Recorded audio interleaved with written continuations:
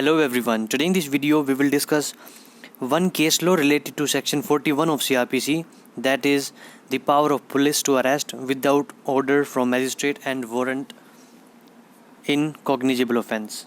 So before that we just see which cases we have covered. We have covered Lalita Kumari vs State of UP, Youth Bar Association, the State of Orissa, Madhubala and Sakiri Vasu. All these cases we have discussed. You can watch these cases. I have provided the link in the description. So today we will be doing the last, or you can say this case named Arnesh Kumar vs State of Bihar. तो इस case के fact ऐसे हैं, इसमें एक अर्नेस है और एक श्वेता किरण है. इन दोनों की शादी होती है 2007 में. अब 2012 में जो श्वेता किरण है ये अर्नेस के ऊपर अर्नेस और उसकी फैमिली के ऊपर आरोप लगाती है कि they are demanding money from them. मतलब इसकी साइड पे ये इससे पैसा मांग रहा है, डोवरी मांग रहा है. ठीक है, वही गाड़ी लेके आओ, पैसा लेके आओ, ये लेके आओ, एसी लगवाओ, ये लेके आओ. तो ये हरेस कर रहे हैं, डिमांडिंग मनी फ्रॉम श्वेता. कौन? अर्नेस और उसकी फैमिली. तो श्वेता जो है ये कंप्लेंट दर्ज कराती है अर्नेस और उसकी फैमिली के खिलाफ under the section 498A of IPC.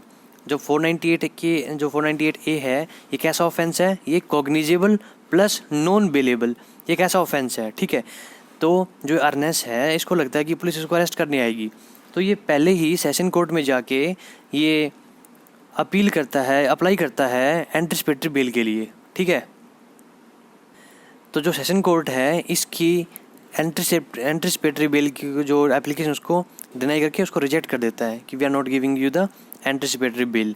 फिर ये हाई कोर्ट मूव करता है, हाई कोर्ट भी इसकी एप्लीकेशन को रिजेक्ट कर देती है. फिर ये सुप्रीम कोर्ट मूव करता है, सुप्रीम कोर्ट इसको अलाउ कर देता है. किसको? एंटिसिपेटरी बेल को, कि भाई इसको अलाउ करो. अब जो अलाउ करेगा सुप्रीम कोर्ट उसकी रीजनिंग क्या है, हमारा क्वेश्चन बस इतना ही है. इसी को हमने इसमें से देखना है. अब जब ये सुप्रीम कोर्ट में मूव किया था, ये कैसे मूव किया?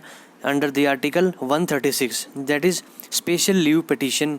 ठीक है, इसके तहत ही सुप्रीम कोर्ट में जाता है और सुप्रीम कोर्ट इसको अलाउ कर देती है.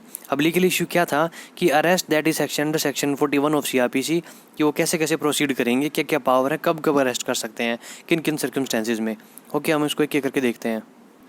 सुप्रीम कोर्ट ने रीजनिंग में कुछ ऑब्जर्वेशंस दी हैं कि जो वो बोलता है कि जो हमने सेक्शन 498A है जो आईपीसी का, ये वुमेन्स को शील्ड प्रोवाइड करता है. It's a shield to the women from harassment. लेकिन आजकल की जो फीमेल्स हैं, these are using it as a weapon against the husband and his family side. क्योंकि ऐसा पाया गया है, जो NCRB जो नेशनल क्राइम रिकॉर्ड ब्यूरो का जो डाटा है जो होम मिनिस्ट्री पब्लिश करती है एनुअली, उसके अंदर जो conviction rate that is only 15%, कि 15% मामले ही ट्रूथ होती हैं, बाकी सब 80% फेक मामले दर्ज होते हैं. नाउ यू कैन सी भारत में चोरी और चोरी के बाद सबसे ज़्यादा जो मामले दर्ज होते हैं वो 498A के तहत दर्ज होते हैं. This is serious thing. इसका मतलब बहुत ज़्यादा इसके अंदर खामियां हैं. इसको एज ए वेपन यूज़ कर रही हैं जो विमेंस हैं, these are using it as a weapon. तो जो सुप्रीम कोर्ट जो अपनी डायरेक्शंस देती है, डायरेक्शन से पहले जो उसके ऑब्जर्वेशन से वो ये मानती है कि जो भाई जो अरेस्ट जो हम ये क्योंकि ये एक कॉग्निजेबल ऑफेंस है, पुलिस आएगी और अरेस्ट करके चली जाएगी, उसकी विल के ऊपर डिपेंड कर रहा है. तो जो ये अरेस्ट जो चीज़ है इसका एक सोशल स्टिग्मा जुड़ा हुआ है एक इंसान के साथ. कैसे? भाई उसको ह्यूमिलेशन फील करना पड़ता है, उसका जो फ्रीडम से वो कर्टेल हो जाती है, और it cast as scars for ever, कि भाई दाग लग जाता है जो दाग कभी नहीं मिटेगा. ये हमेशा रहने का उसके साथ कि इसको पुलिस हथकड़ी डाल के अरेस्ट करके लेके गई है. तो इसका एक अरेस्ट का सबसे तगड़ा एक सोशल स्टिग्मा जुड़ा हुआ है इंसान के साथ. ठीक है, ये सब ऑब्जर्वेशंस हैं हमारी सुप्रीम कोर्ट की ड्यूरिंग दैट डिस्कशन. ठीक है, और सुप्रीम कोर्ट ने ऑब्जर्व किया जो हमारी पुलिस है उसकी आज भी एक इमेज कॉलोनियल जो रूल था उसी टाइप की इमेज बनी हुई है. उसकी इमेज में कोई भी इम्प्रूवमेंट नहीं आया है. ये एक पब्लिक फ्रेंडली आज भी नहीं बन पाई है. पुलिस के लिए जो अरेस्ट करना है ये एक ल्यूक्रेटिव सोर्स बन चुका है करप्शन के लिए. ये सुप्रीम कोर्ट की ऑब्जर्वेशंस हैं. और जो पुलिस ऑफिशियल्स हैं ये बहुत ज़्यादा एरोगेंस दिखाते हैं अरेस्ट करते टाइम. चल ऐसे, मतलब they misbehave with the person. और इवन जो मैजिस्ट्रेसी है that has also failed to check on these thing. ये अभी भी ऑब्जर्वेशन ही चल रही हैं सुप्रीम कोर्ट की. ठीक है, और सुप्रीम कोर्ट मानती है कि जो कोर्ट हैं, पुलिस कमीशंस हैं, लॉ कमीशंस हैं, वे रिकमेंड करते हैं कि एक बैलेंस मेंटेन करो। किस किस के बीच में? भाई एक इंडिविजुअल की लिबर्टी है और एक सोसाइटल ऑर्डर है, उन दोनों के बीच में एक मेंटेन करो, एक बैलेंस बना के चलो ड्यूरिंग द अरेस्ट। अब क्योंकि क्या बोलते हैं, एक नॉन बेलेबल ऑफेंस है और कॉग्निजेबल ऑफेंस है, तो इसका मतलब ये नहीं है कि आप सीधे उसको उठा के ले जाओगे, उसके पीछे भी कुछ ना कुछ चेक एंड बैलेंस तो होना ही चाहिए। पुलिस की जो एरोगेंस नेचर है वो दिखता है इसके पीछे, वो आते हैं उठा के चले जाते हैं। क्योंकि NCRB के डाटा के अकॉर्डिंग 15% हीड मामले जो हैं रियल पाए गए हैं, 85% फेक मामले। Now you can see. So supreme court बोलती है कि भाई जो ये माना कि ये नॉन बेलेबल और कॉग्निजेबल ऑफेंस है, लेकिन फिर भी इसका मतलब अरेस्ट नहीं है, and that has to be there and there has to be a justification. ठीक है, अब इतना सब होने के बाद भी पुलिस नहीं सुधरती, ये सारी जो गाइडलाइंस उनको ऑलरेडी दे रखी हैं। फिर 2001 में पार्लियामेंट को इंटरवेन करना पड़ता है इस मामले के अंदर, और पार्लियामेंट जो इंटरवेन करके जो रिकमेंडेशन डालती हैं by the recommendation of 177th law commission report.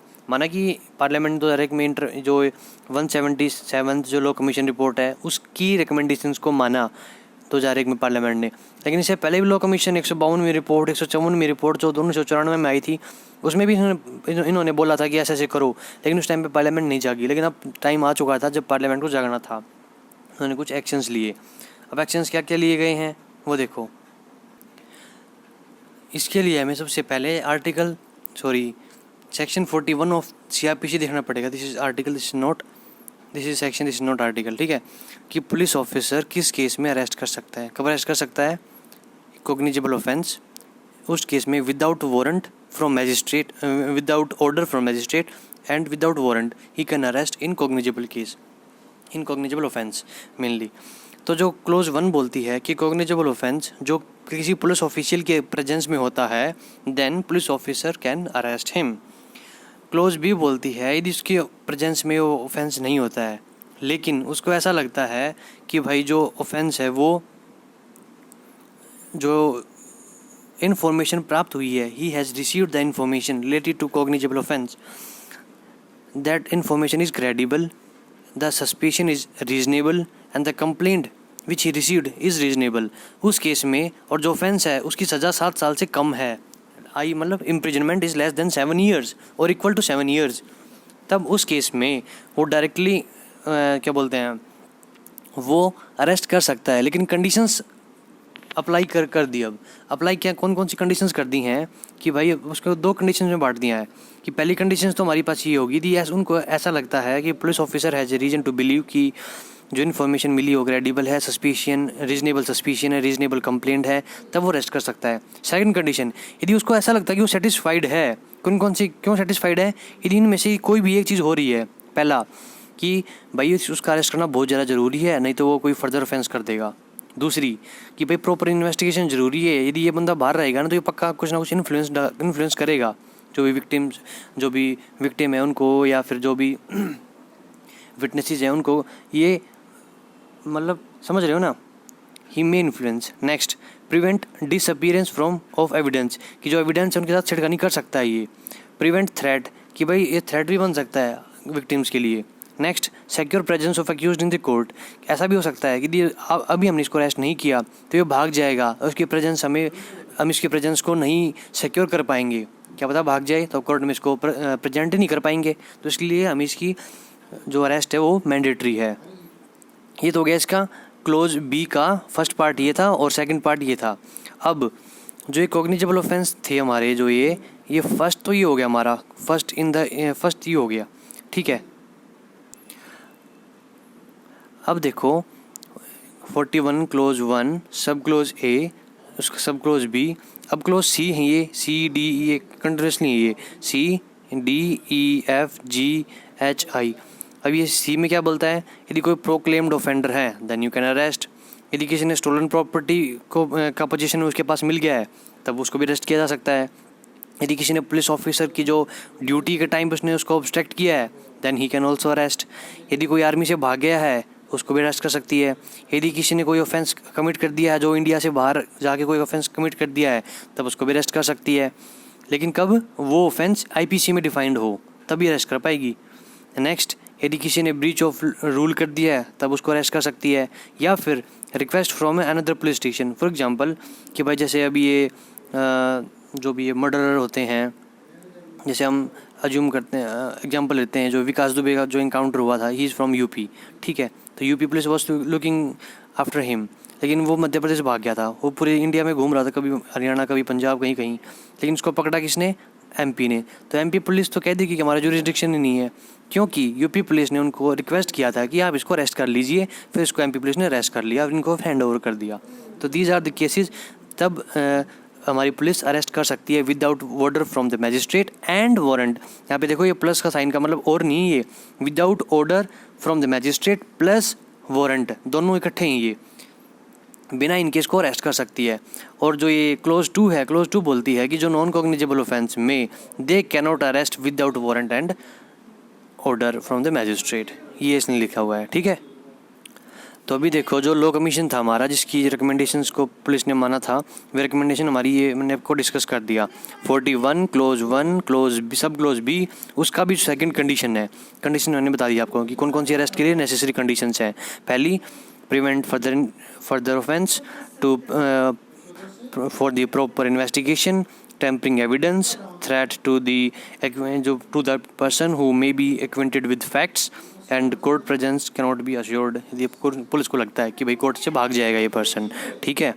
Next, जो सुप्रीम कोर्ट बोलती है कि जो लॉ होगा, लॉ के अंदर क्या लिखा हुआ है, लॉ में जो पुलिस ऑफिसर है उसको राइटिंग में रिकॉर्ड, मतलब एक रिकॉर्ड मेंटेन करने का पड़ेगा इन राइटिंग, जिसके अंदर उसको रीज़न लिखना पड़ेगा यदि वो अरेस्ट नहीं कर रहा है किसी इंसान को, किसी ऐसे इंसान को जिसके ऊपर कॉग्निजेबल ऑफेंस का मतलब शक है कि इसने कॉग्निजेबल ऑफेंस किया है, उसको छोड़ रही है, तो उसको अपने रिकॉर्ड में, राइटिंग में एक रिकॉर्ड बनाना, मेंटेन करना पड़ेगा, जिसके अंदर उसको रीज़न डालने पड़ेंगे कि मैं इस पर्सन को इसलिए अरेस्ट नहीं कर रहा। नेक्स्ट, कि भाई जो अक्यूज्ड के भी तो कुछ राइट्स हैं अंडर आर्टिकल 22 सब क्लोज 2 ऑफ द कॉन्स्टिट्यूशन, जिसके अंदर लिखा हुआ है कि भाई यदि इसको आपने अरेस्ट कर लिया है तो 24 घंटे के अंदर उसको आपको मैजिस्ट्रेट के सामने उसको लेके जाना है। And same with the section 57 of CRPC, जिसमें भी ये लिखा हुआ है कि 24 आवर्स के अंदर उसको नियरेस्ट मैजिस्ट्रेट के पास लेके जाओ विदाउट अननेसेसरी डिले, उसको प्रोड्यूस करो कोर्ट के सामने, कोर्ट मतलब मैजिस्ट्रेट के सामने, ठीक है। तब सुप्रीम कोर्ट ऑब्जर्व करती है कि भाई यदि आप उसको अरेस्ट ही कर रहे हो तब एक पुलिस ऑफिशियल अपने आप से कुछ क्वेश्चंस करे। कौन कौन से क्वेश्चन करे?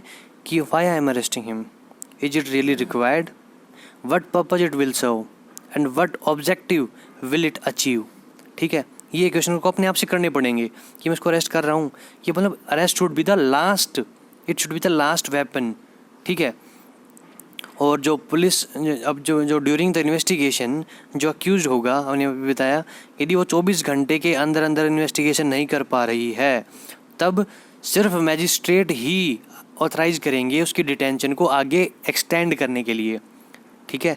और जो एक्सटेंशन होगा वो कहाँ पे दिया हुआ, under section 167 of the CRPC, जिसमें क्या लिखा हुआ है कि मैक्सिमम 15 डेज तक एक्सटेंड कर सकता है पुलिस कस्टडी को मैजिस्ट्रेट, और मैजिस्ट्रेट को लिख के देना पड़ेगा कि these are the reasons why I am extending the detention.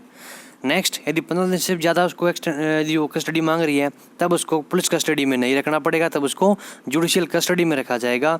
कब तक? 90 दिन तक। कब? किस केस में? जब उसका जो ऑफेंस है जिसके अंदर उसको इम्प्रिजनमेंट 10 साल से ज़्यादा जेल और डेथ पेनल्टी मिली हुई है, तब उसको मैक्सिमम 90 डेज तक you can detain him in the judicial custody for 90 days and if not then for maximum period of 60 days तक आप उसको कस्टडी में रख सकते हो, ठीक है।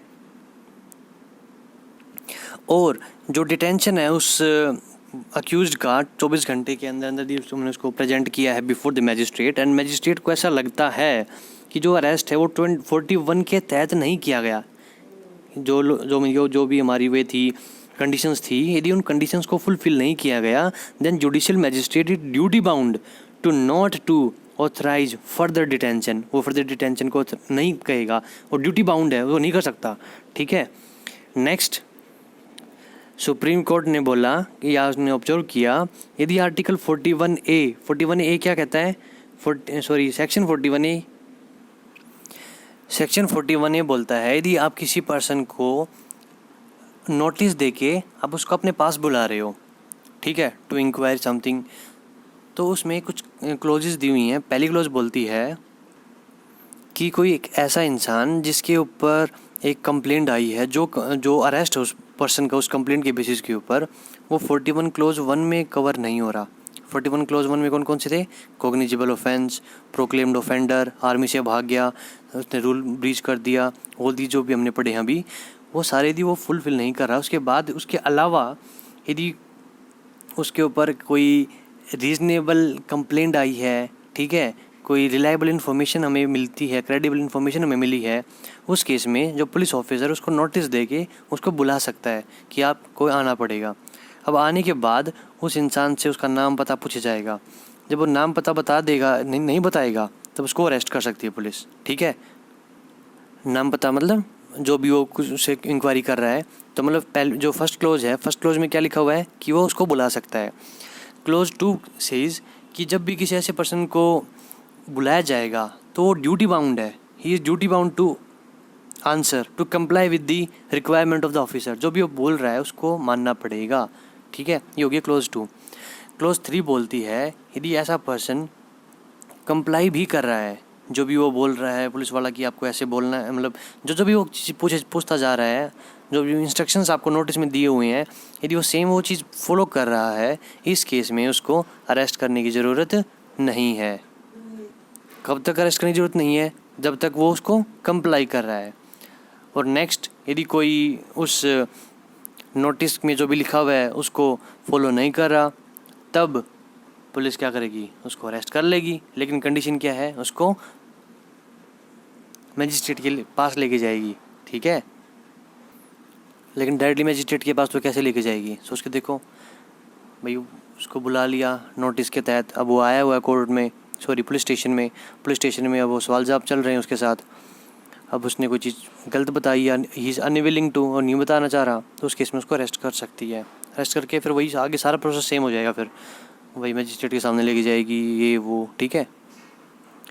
तो हम ये डिस्कस कर रहे थे कि सुप्रीम कोर्ट ने ये ऑब्जर्व किया, जो भी ये नोटिस देके जो पुलिस वाले बुलाते हैं, इस केस में यदि जो ये चीज़ जो 41 में किसी को भी उठा के ले आती है और जेल में बंद कर देती हैं, यदि इन चीज़ों का इन्फोर्समेंट बंद हो जाए पुलिस को ले, मतलब ऐसे ही जो फेक जो जेल वाले हैं ये बंद हो जाएंगे, तो जो एंटिसिपेटरी बिल से रिलेटेड जो भी केसेस हमारे देश के अंदर, वो ऑटोमेटिकली डिक्रीज हो जाएंगे। सही बात है, जब ऐसी जो भाई किसी को बुला लिया और नहीं कंप्लाई करेगा तो उसको अरेस्ट कर लिया, ठीक है ना। तो मतलब यदि ये just wrongly police is not following the rules, तब एंटिसिपेटरी बेल के केसेस ऑटोमेटिकली बढ़ेंगे। तो इसलिए सुप्रीम कोर्ट ऑब्जर्व करती है कि we should discourage the arresting part, ठीक है। हमें अरेस्ट बहुत ही rarest of the rare case में करना चाहिए। ये सुप्रीम कोर्ट का ऑब्जर्वेशन है अभी तक। अब सुप्रीम कोर्ट कुछ डायरेक्शंस देती है अंडर पहली डायरेक्शन देती है कि भाई जो भी स्टेट गवर्नमेंट है वो अपने पुलिस ऑफिशियल्स को डायरेक्शन देंगे कि भाई no direct under the section 498, directly arrest मत करो। सीधा यदि उसने अपनी पहले आप इंक्वायरी करो उसकी थोड़ी बहुत, डायरेक्ट जाके उसको अरेस्ट ना करो, ठीक है। अब इंक्वायरी का मतलब कौन कौन सी जो भी चेकलिस्ट है उसके पास, कौन कौन सी चेकलिस्ट है?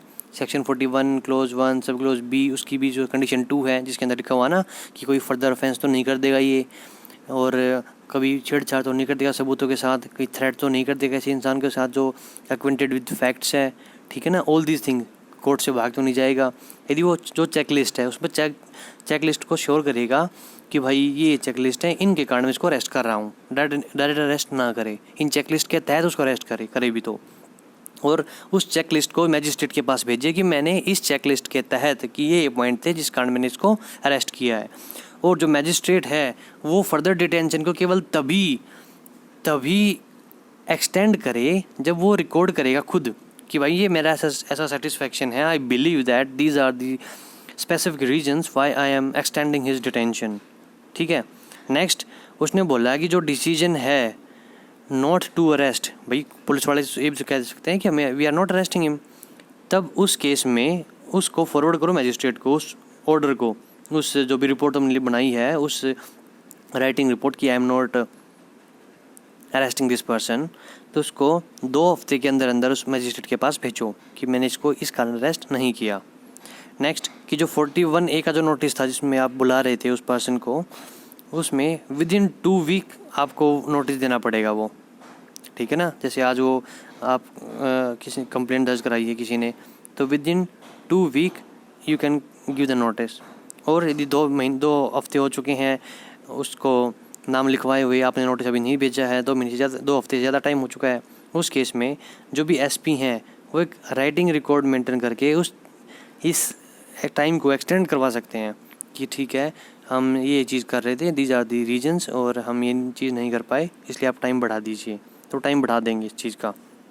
नेक्स्ट, यदि जो भी ये कंडीशंस हैं ABC A to लेके F तक, जो भी पहले 6 कंडीशंस हैं, यदि ये फुलफ़िल नहीं होती हैं तो पुलिस डिपार्टमेंट के ऊपर एक्शन होगा कंटेम्प्ट ऑफ कोर्ट का, किसी भी कंसर्न हाई कोर्ट में चलेगा जो भी जुरिस्डिक्शन में वो लाई करती है।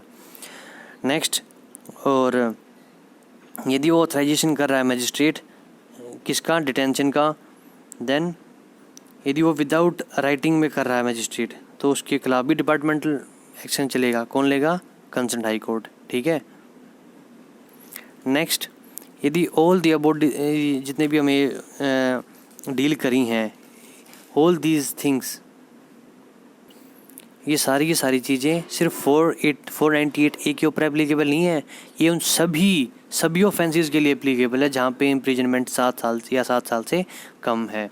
इसलिए हमें ऐसा लगता है, ये मैं नहीं बोल रहा, सुप्रीम कोर्ट बोल रही है, इसलिए सुप्रीम कोर्ट का ऐसा लगता है कि जो ये इसकी एंटिसिपेटरी बेल थी दैट शुड बी ग्रांटेड, और इसकी जो अपील थी उसको अलाउ कर दिया। जो हाई कोर्ट ने उससे पहले सेशन कोर्ट ने, दिस इज सेशन कोर्ट, ठीक है, सेशन कोर्ट ने उसको रिजेक्ट कर दिया था, इसने इसको अलाउ कर दिया। सो ये वो केस था जिसके अंदर ये रीजनिंग सुप्रीम कोर्ट ने यूज़ की। So see in the next, thank you.